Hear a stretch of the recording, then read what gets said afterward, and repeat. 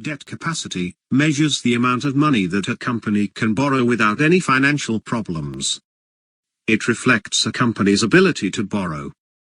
Interest rate fluctuations and revenue changes can affect the capacity of a business to borrow.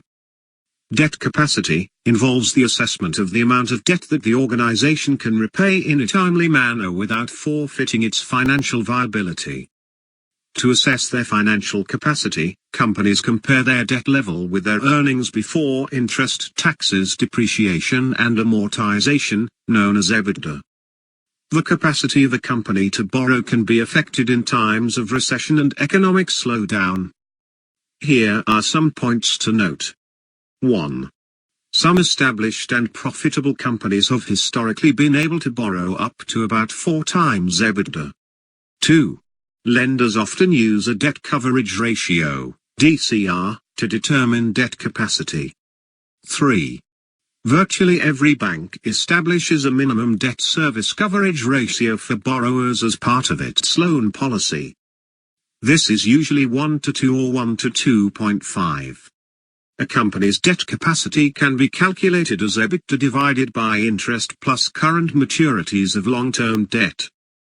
Note that current maturities of long-term debt are taken to be principal payments due within the next 12 months.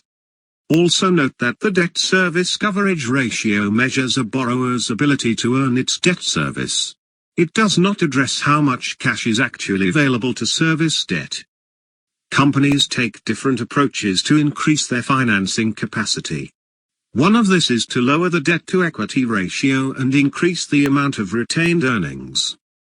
Other options open to a company would include 1. To issue new shares. 2. Sell a portion of the existing assets. This is done to repay debt with high interest rates. 3. Lower interest payments by borrowing less. 4. Taking a conservative approach to cash flow and expense budgeting. To increase a company's financing capacity, you will have to lower the firm's debt levels and increase its EBITDA.